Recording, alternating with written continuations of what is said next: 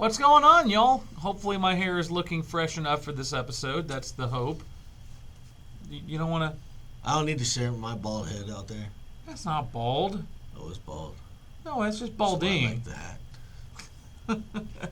Welcome back, guys, to another episode of Historically Athletic. This should be kind of interesting. We are hoping that y'all will kind of enjoy this, I guess you could say, new topic that we're going to be kind of broaching and kind of going into a little bit more detail during the spring and then also as we get into the summer and fall months. We're going to open up this podcast and video podcast to college football, which, quite frankly, is near and dear to my heart. Has been for years. So. I'm a Texas graduate. The last 12 years have been rough as a Texas graduate, but historically, obviously Texas football has done well. I've followed all of college football, not just Texas. I love watching SEC games. I love watching Big Ten games, ACC games, Pac-12 games, AAC, all of it. I mean, on and on and on. I absolutely love college football games. I've been going to them since I was a kid. And there's just a lot of intrigue. It's a sport that covers and touches every single part of this country. Whereas, you've got 100 and something teams in multiple conferences, whereas with the NFL, you're in specific markets, which isn't a bad thing when it comes to a professional product. You're dealing with, teams and cities that can support these franchises. You still have some of those personal roots associated with those teams like you do in college. Absolutely. It's like to me, college football is high school football on steroids. Oh, yeah. I mean, and in Texas, that's saying something. That's saying something for sure. Absolutely. So, because Texas high school football is like college football in other states. Depending on what you're talking about. I mean, at the end of the day, you're talking California, Texas, Georgia, Florida, Alabama, Ohio. Yeah. I mean, those states really love their high school athletics, and they really love their high school football. Not to say that other states don't.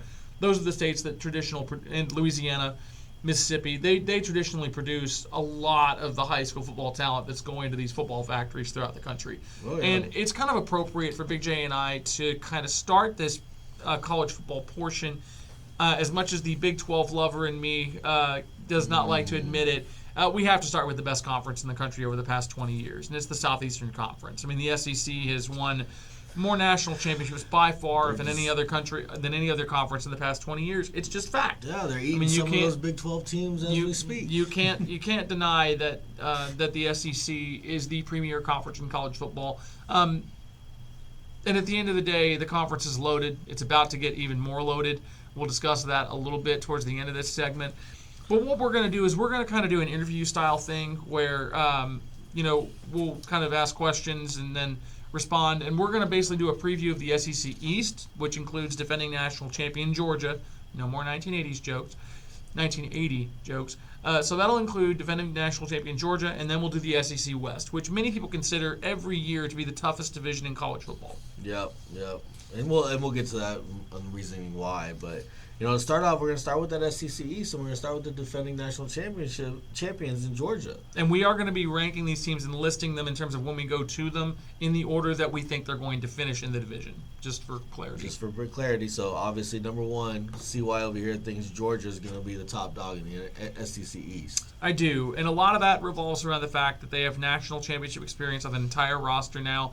They broke a 40-plus year curse. I mean, Kirby Smart has been recruiting like crazy over the past, really ever since he started at Georgia, and they've been progressively getting better and better and better. Oh, yeah. And Stetson Bennett, their walk-on quarterback that ended up, winning the national championship at Georgia last year, comes back.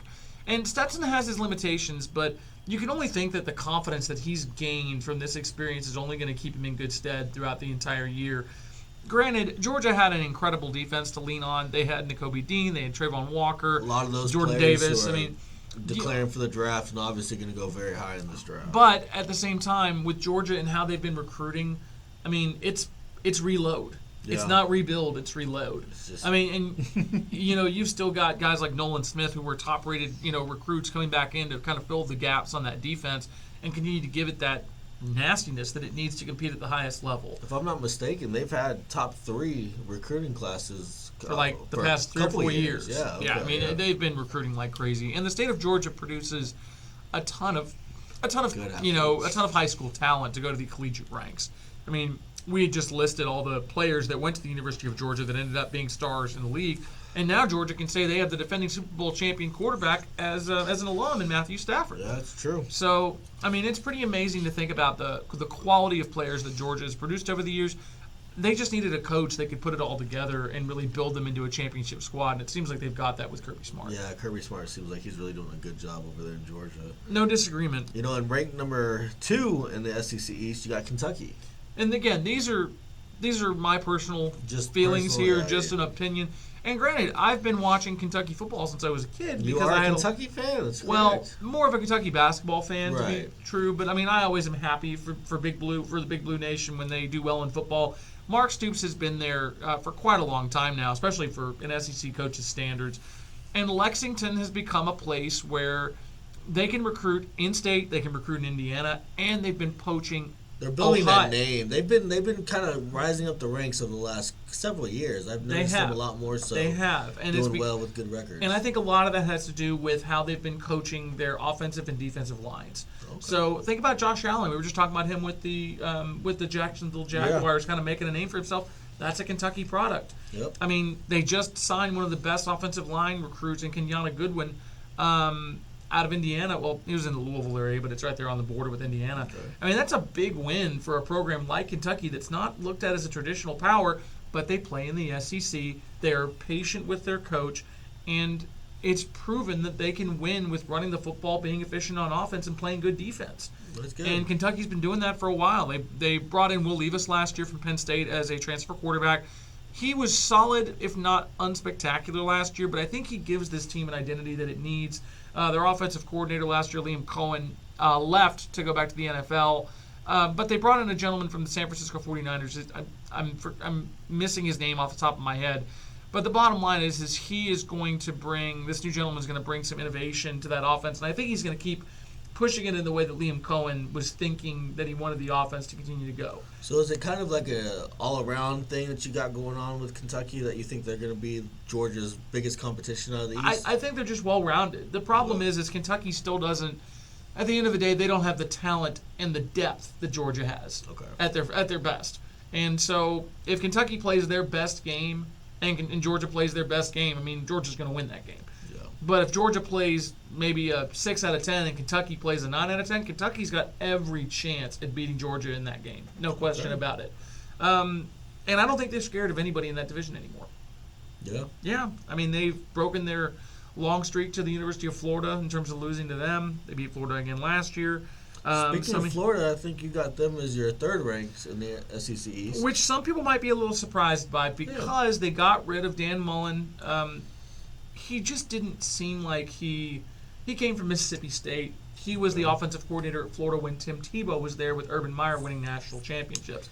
With, Aaron Hernandez and Riley Cooper and all those controversial the Pounceys. Yeah, I mean, I think they're trying to make a documentary on that team. I think they are, yeah. Which would be interesting to see. But I think there's some optimism in Gainesville, and for good reason. Number one, Gainesville is still home to the University of Florida, which means that there are a ton of kids that are not far away from that campus that can stay in-state, have Florida on their jersey, and play for their state school and get a great education on top of it. Yeah. It's the brand. I mean, Gatorade was made.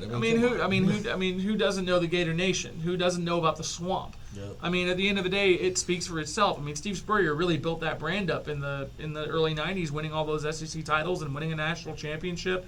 And then Meyer built on top of that by winning 2 in 3 years. Yeah. I mean, Florida is an established brand, but Billy Napier, coming from the University of Louisiana, he picked that spot meticulously because he understands that at the end of the day, you need alignment within a college football program to do this right. And he's a Saban disciple. So he's going to have a huge staff. He's going to have a ton of people out there recruiting. Absolutely. And I think that at the end of the day, Florida has to make sure that Anthony Richardson, their talented quarterback who is drawing Cam Newton comparisons, in limited action, he made a bunch of highlight reel plays, didn't do it enough against the really good competition, but he was young. I mean, the guy's going to make mistakes when he's young. Turn him loose. Just turn him loose, let him go, let him make plays, and just Florida's still got talent on that roster, but there's still some holes. But, I mean, it's still Florida. Still Florida. They got that brand. They got that. They got that home field following. advantage. Exactly. So I think. So a good question for you then is: do you think Florida, or how does Florida get to 10 wins and kind of break through this third place that you got them ranked? Well, you know what? Let me pull up their schedule just to kind of go over that. That's a good idea. I know we're going to get LSU. I know they're going to get LSU this year. And I don't think they win that game, but that's just me. Okay. And then do they get A&M? Do they get A&M this year? They do have to play A&M, yes. So you're starting out with Utah at home, who they just played an epic Rose Bowl. Utah's really good, too. Utah played really well against Ohio State in the Rose Bowl and almost beat them. Probably should have beaten them. Yeah, they did. As much as I hate to say it, I don't think Florida wins that one, even at home. Then they have Kentucky at home, and that's no gimme. I mean, you got Kentucky ranked just slightly but then above them. You've got South Florida, should be a win. You've got at Tennessee. I think Florida's better than Tennessee. I really do. Okay. So I think that's a win. Eastern Washington should be a win. Mizzou should be a win. LSU is a toss-up. I sincerely doubt they beat Georgia. I just don't think they're on that level. I don't think they beat A&M. I think they beat South Carolina. I think they beat Vandy, and I think they beat Florida State. So that's 1, 2, 3, 4, 5, 6, 7. So that's close. 7. Close. That's 7 wins. You know, I don't know if Florida gets to 10, but I think if they get to 8, it's a successful season. Okay. I could definitely see that. But I think the losses happen against A&M. I think the loss happens against Georgia. And I think the loss happens against Kentucky, and I think the loss happens against Utah. So I think they lose 4 games this year. 4 games, okay. I think. And this is a good way to. And one of those is out of conference. So 3 losses in conference. 3 losses in conference, and then obviously that first loss against Utah. And 6-3 in Napier's first year would be nothing to sneeze about. No, that's still, you're still obviously, like you said, kind of top of that SEC East division there. Yeah. Segueing into Tennessee, as far as I know, they're retaining their second-year head coach, correct? Yeah, so they brought in Josh Heupel, who was, incidentally, the national championship-winning quarterback in 2000 for Oklahoma with Bob Stoops. Recent. So That's recent. 22 years ago. God, it just feels like it's recent. Goodness, we're getting old, my friend. Oh, jeez. Josh, we were in 8th grade when that happened? Yeah. Why does it feel like it wasn't that long ago, though? Because we remember the days of not having HD television. We remember our N64s and our PS2s. I still have my N64. Okay, I love playing. Hey, that isn't me hating. But speaking of their second-year coach, they also bringing back their quarterback too. Hendon Hooker, yeah, they got him as a transfer in, and I think he's been really good for Tennessee. I think he gives them an explosive element. The problem is when Jeremy Pruitt left his post as Tennessee coach, the recruiting kind of cratered a little bit. And on top of that, you had people transferring out. Like Henry Toto at Alabama was a stud linebacker for Tennessee, and he transferred to Bama, where he could continue his career because he kind of saw the ship sinking and didn't really want to stay on board with what the Vols were doing. So, this is not an easy schedule for Tennessee to navigate. You've got Ball State, should be a win. Then they got to go play Pitt. And Pitt doesn't have their starting quarterback. I think Tennessee wins that. They should beat Akron. That Florida game is a true toss-up. Even though it's in Knoxville, it's a toss-up, yes. I think Florida takes that just because they've really had the psychological edge over Tennessee for years. You have them ranked just one spot over. I think LSU beats Tennessee because it's in Death Valley. Okay. But then you've got Alabama, Tennessee. But Tennessee ain't winning that one unless they get very fortunate. They'll beat Tennessee Martin. I don't think they beat Kentucky. I don't think they beat Georgia. But then they finished the year on a 3-game winning streak against Missouri, South Carolina, and Vandy. Speaking of South Carolina, Missouri, and Vandy, you got them ranked in your bottom 3 in this division. What's going on there? So, South Carolina is getting the transfer in with Spencer Rattler from OU, and Austin Stockton. They're even bringing their tight end, so they're bringing an offensive duo here. Why do you think that South Carolina is going to be 5th in your rankings here? At the end of the day, South Carolina still has to build up their depth. Carolina, even though they blew Florida out at Williams-Brice last year, Carolina still has a lot of holes that they need to plug. It's still South Carolina in the context of, are you going to be getting top 20 recruiting classes at South Carolina, and that's hard. Yeah. I'm going to look up their recruiting rank for last year just to be on the safe side because, I mean, when Steve Spurrier was there, they were bringing in decent recruiting. They were bringing in solid recruiting classes. Well, let me ask you this while you're looking that up. You know, he's talking about top 20 recruiting classes. You got ranked 6 in that division is Mizzou, and they have a top 15 recruiting class. Yep. So why do you have them ranked lower than South Carolina when they have a better chance with the recruiting class? So so interestingly enough, South Carolina looked like they had a number 23 class. Okay. To end the year. So I have to give them credit. A top 25 class at South Carolina is something to absolutely be proud of. No question about that. Because they haven't really been a quote unquote marquee program in the conference. Even though they've got fantastic support. Their fan support is absolutely amazing. But with Mizzou, Eli Drinkwitz, he's a solid coach. I don't know what it is about Mizzou. I mean, they did great when they first came over from the Big 12 with Gary Pinkel. And then ever since Pinkel left, it's just been mediocre. Okay. I think there's just a culture of mediocrity there to a certain extent. Nothing against Drinkwitz. But they keep getting like these top 15, these kind of high-ranked classes for a school like Mizzou. To a certain extent. I mean, that top 15 class from Mizzou was a... How do I put this? Luther Burden, the number 1 wide receiver in the country, was one of the big reasons why that class was ranked so high. Okay. So I'd have to look into the actual numbers on it, but it's still Missouri trying to tread water in this division. I mean, think about the team that you're trying to dethrone in Georgia. Oh, yeah. I mean, Missouri is not going to get close to dethroning a team like that. Obviously, the name of Florida and then the rise of how Kentucky's been going over the last And then couple Tennessee's years. going to be solid as a rock, too. I mean, Kentucky, Florida, and Tennessee could be tied for second in this division, truthfully. It really could end up being that way.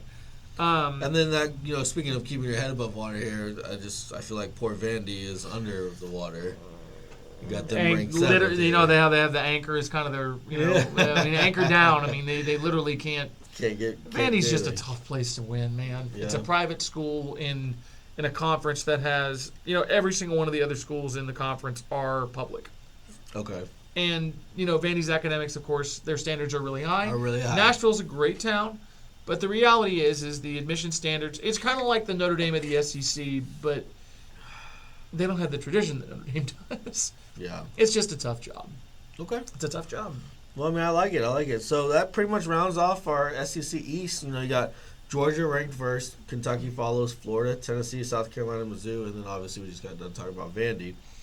Well, let's move on to the SEC West here, which, like you just said in the opening dialogue, that kind of most seem that this is the best division of football, or college football at least. It is no question the most cutthroat division in college football. Because if you think about it, you've got Bama there with, of course, the Saban giant that got unleashed when they beat Texas in the 2009 or in the 2010 BCS championship game, and then. And he had already won a championship at LSU in 2003 before he left for the Dolphins. So you got the Saban machine there. You got the process over there in Tuscaloosa. Then you got Texas A&M, which, quite frankly, Jimbo Fisher has been recruiting his butt off, and he has been getting top 10 recruiting classes like it's his job. And guess what? It is his job. I was gonna say and the problem is number one, A&M lost their defensive coordinator, Mike Elko, to the head coaching job at Duke. And they brought in DJ Durkin from Ole Miss. Okay. Prior to that, Durkin was at Maryland, where unfortunately he had a player pass away during drills. I can't remember the exact heat stroke or something like that. Yeah, and I'm not to disrespect the player or his family. I genuinely can't remember the exact details. But Durkin was at Ole Miss last year and really saw a big improvement in their defense. And the pieces at A&M, in terms of the overall talent, is going to be better than what you have at Ole Miss. It just is. I mean, it's an in-state school. It's the only SEC school in the state of Texas for now. And at the end of the day, A&M had a number one ranked recruiting class to finish this year for the first time in their history. It's one of the top ranked recruiting classes of all time. That's crazy. And, NIL came out this past year. Yeah. And there are a lot of schools that leverage it, and there are a lot of schools that are efficient about it. And you got to give A&M credit. I mean, at the end of the day, they recruited this class and they brought in a lot of talent. But Jimbo needs an elite trigger man to make his offense really work right. And he had Jameis Winston at FSU, and they won a national championship with him. But when he hasn't had that elite trigger man, he's struggled to get over the hump, even at Florida State. Speaking of those guys that pull a trigger in football games, you got the quarterbacks here. From my understanding, they got 2 quarterback transfers, or at least one that they homegrown, and then another transfer coming from LSU. So they had Max Johnson come in from LSU. Okay. He transferred in. A&M also signed his brother, a tight end recruit. So I think it was a package deal. And then Haynes King out of Longview was a fantastic quarterback for the Lobos.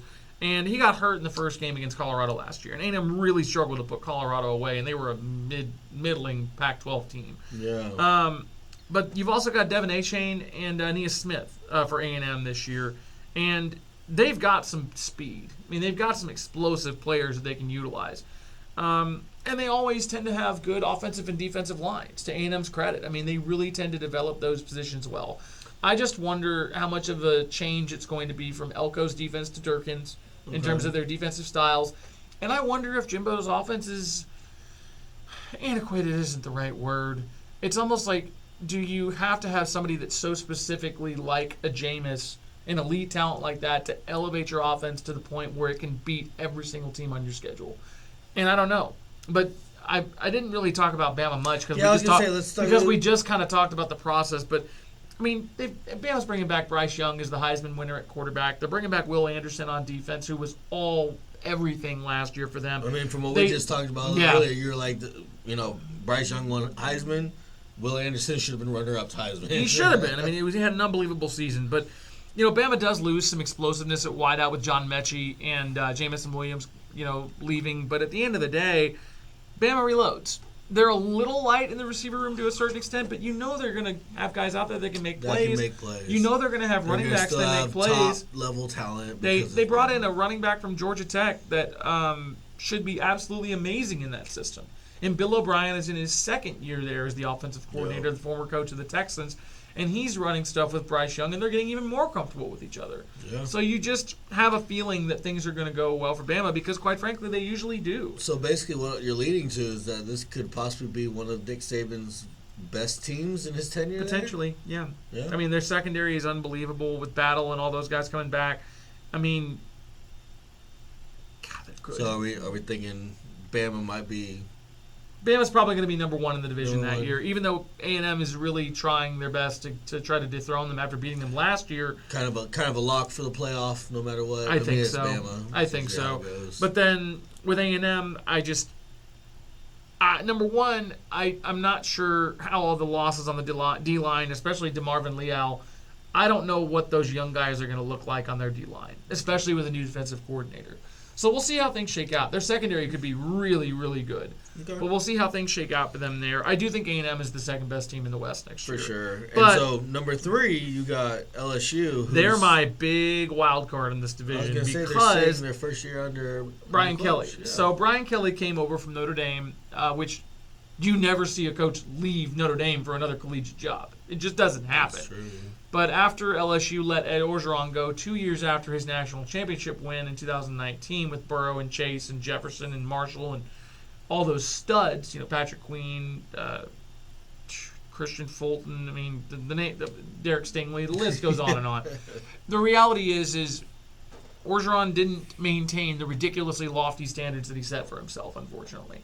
Right. And, LSU's had disappointing seasons back-to-back years, and that's not going to sit well for a fan base. Get this. The last 3 coaches that LSU has had have all won national titles. And they from 2000 pretty quickly. Not necessarily. From 2000 to now. 2000 to 2022. So in 20 years. So 2003, Nick Saban wins national championship. That was the first one LSU had won since 1958. So LSU had been kind of a sleeping giant for a long time, kind of like what Florida was before Spurrier got there. Okay. So LSU ends up winning a national championship under Saban in 2003. He ends up leaving for the Dolphins. His replacement, Les Miles, comes over from Oklahoma State. Les Miles wins a championship in 2007 during that crazy year when they had 2 losses and still made the BCS championship game and won the national championship over Ohio State.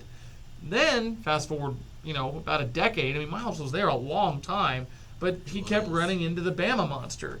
I mean, it's unfortunate, but it was true. I mean, they made another national championship in 2012 with OBJ and Jarvis Landry and all those cats, and Bama shut them out 21-0.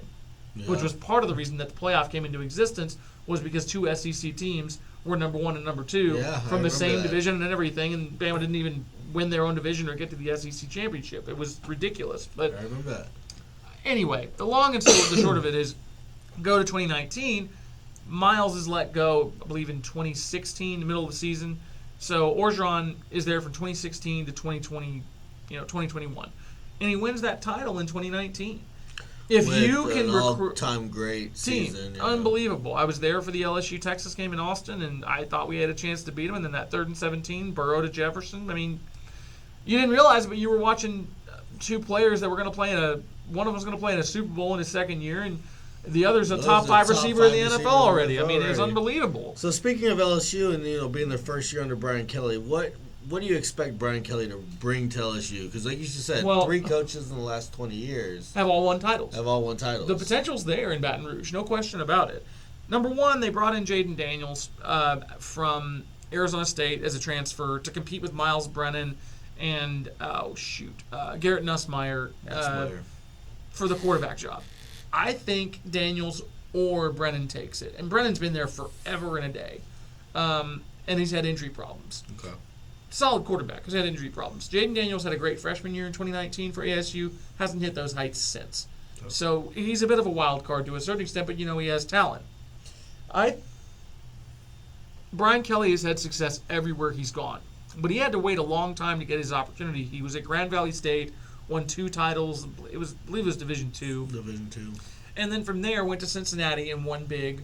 Ended up, having an undefeated season right before he left for Notre Dame. That, yep. And, he had a great run at Notre Dame. He was the winningest coach in Notre Dame history.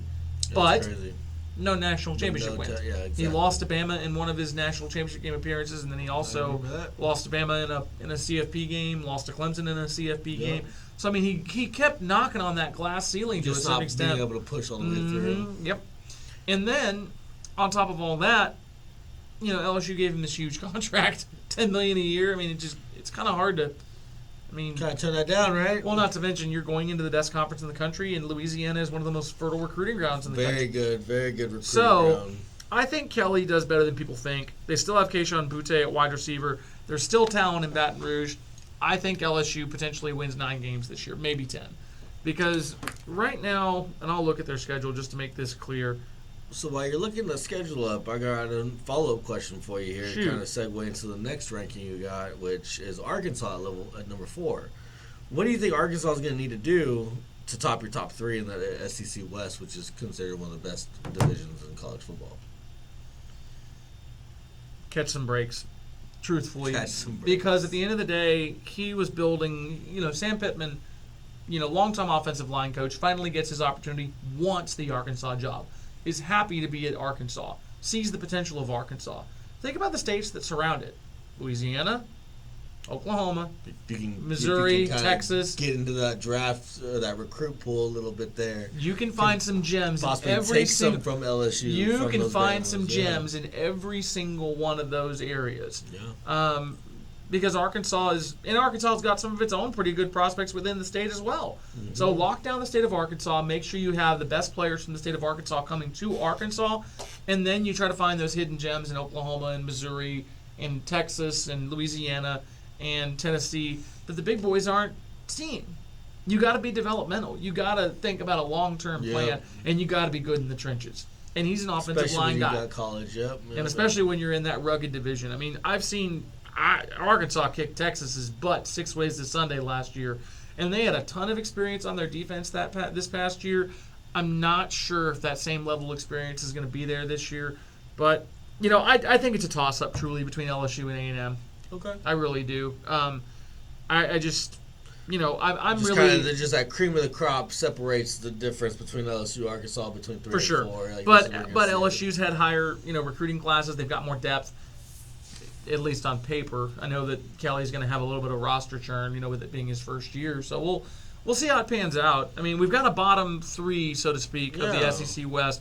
And the Mississippi schools in Auburn. Yeah, you got Ole Miss, Mississippi State, and Auburn. Why do you have them at the bottom 3, and how do they round out that bottom 3? Well, number West? 1, with Ole Miss, you got the Lane train, Lane Kiffin there, and I love what he's doing at Ole Miss. That guy's offense is going to score points.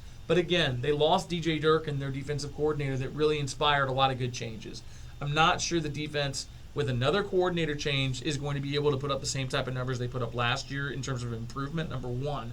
Number two, they're losing Matt Corral, their stud quarterback, to the draft. Now, they brought in Jackson Dart from USC because, Caleb Williams went to USC after Lincoln Riley took the job and left Oklahoma. So Dart was like, okay, I'm not going to be the starter here. I should go. There's just been so many just transfers and moving around in college football. I've never seen it. It's free agency, and the free COVID year is huge. And not having to wait a year. You don't have to wait a year to sit out with your first transfer. Yeah. So is that just a new addition this year? It's a new thing. Because we're going down this list just in the SEC alone. We have never seen this much player movement in college football. That's crazy. Not that I can ever remember. So it's crazy. I like Ole Miss's talent on offense. It's defense where I have the questions. I mean, especially because they lost their defensive coordinator. So we'll see how that shakes out. Ole Miss, I like Ole Miss, but Mississippi State, they've got Mike Leach. They kind of remind me of what Texas Tech was in the Big 12 in the early years of Leach being there. They're a pest. Mississippi State can put some points on you, but if you stop their passing attack, they ain't going to run it. They just don't run the football much because it's an air raid offense in its purest form. I mean, Will Rogers is a good quarterback. They beat A&M at A&M last year. I mean, they've got talent. It's just, do they have the same depth as everybody else? No. Yeah. I mean, I've been to Starkville, Mississippi, and it's a good little college town. It's hard to get players to go play in Starkville. Okay. I don't mean that in an offensive way. It's just when you're looking at Georgia and Athens, Kentucky and Lexington, Florida and Gainesville, Tennessee and Knoxville, South Carolina and Columbia, Missouri. Well, it's actually kind of similar now that I think about it to Mississippi State. But Mississippi State, I think, is still going to be a 500 team, even with where they're going to potentially be sitting in their own division. I mean, they could be like in a tie for third, for all we know, just in this context. And what kind of is crazy to me is you have Auburn down at the bottom. I mean, I feel like Auburn has There's a lot of reasons for that. There was basically, I can't say that it was a mutiny, so to speak, but Brian Harsin, who came from Boise State to take over after they got rid of Gus Malzahn, he was basically under fire, and his job was under threat. And the freaking university was reviewing the football program and kind of trying to figure out if he's really the best fit going forward while he was on summer vacation. Wow. Yeah. And from what I read here, too, Bo Nix, that legacy QB that they had, he had some great magic that he had pulled out. He's gone, too. Nix was very much the definition of a hot and cold player. Yeah. He could really pull magic out of his hat, but at the same time, he was volatile, I think is the word. He was inconsistent. And understandably so, considering how many different offensive coordinators he had over the years with Malzahn and then with Harsin. So, I mean, he went to Oregon, and I can kind of understand why, but he's got to win the starting job there to make it worthwhile. Right. But anyway, the bottom line is I think Auburn's just got too much dysfunction going on in that program. I mean, they could switch between them and Mississippi State. I mean, they could finish in third for all I know just because they thrive against the adversity. But there's just been a lot of – it just seems like through the articles that I've read, there's a lot going on behind the scenes. And maybe that'll help focus them. To me, it's one of those things that can kind of like bring you and make you, or it can break you, or it can break you. Exactly, and that's why I'm not bullish on Auburn. I'm just not. But, I like it. I mean, it's honest. It's honest take on how this SEC West can possibly unfold. Mm-hmm. Speaking of unfolding, I think a good segue into our next topic would be there's a realignment coming for the college football. There's a lot, and basically this whole thing started, and we'll go into more detail about this in our next episode. But just to give you a primer, don't forget, this past summer, not this one, but the one prior, Texas and Oklahoma announced that they were going to be moving to the SEC as soon as the Big 12 Grant of Rights Agreement expires, and then they can move. And a lot of people have been speculating, well, why don't Texas and Oklahoma just pay the penalty? It's like $80 million per school to move early and break that Grant of Rights. And I don't know. When does the Grant of Rights? I believe it's either 2025 or 2026. I'd have to be still about 4 more years. Yeah, it's a good ways out, but I just, as a Texas alum, I got mixed feelings on it. I had mixed feelings on it as soon as I heard about it. Right. Part of it is okay. I can go on to that old school Big 12 a little bit. I do, but I kind of want to hold on to this for our next for our next podcast to kind of go over this from a historical perspective and how we've gotten to this point. The bottom line is college football is changing, and it's changing quick. Yeah. You know, whether you're talking realignment, whether you're talking NIL, mean, whether you're talking transfer portal. I mean, there's a lot that's been changing, but we thought that it was a good thing to kind of bring up the SEC preview first, since they have the defending national champions, because they have Bama, they have a rising team at A&M. They're the best conference in the country. I mean, so the next topic that we'll cover is going to be kind of a realignment topic in the context of, you know, what to expect or kind of how this has all kind of happened from really when the historical portion to all the way to current events and how it's changing now. Exactly. And then the next conference that we'll cover is going to be the Big 12 when we do our next conference preview. Obviously, my school, at least for the moment, Texas is in that conference, and they've been underachieving for a decade plus. But who knows? Maybe next year Texas is back. But guys, we really appreciate y'all sticking with us. We hope you enjoy some of the new content on college football. We hope that you enjoy the prior episode with the NFL draft and kind of going over some of these collegiate prospects that are going to be coming into full view here in the next couple of weeks. And we appreciate you watching. We appreciate you listening. We hope you enjoy it. Yeah, everyone take care. Keep an eye out for our podcast on Spotify, and then obviously on YouTube we're doing the video podcast. So hope you guys give us a like, give us a share, and take care. Yes, sir. Y'all have a great Good Friday and a wonderful weekend.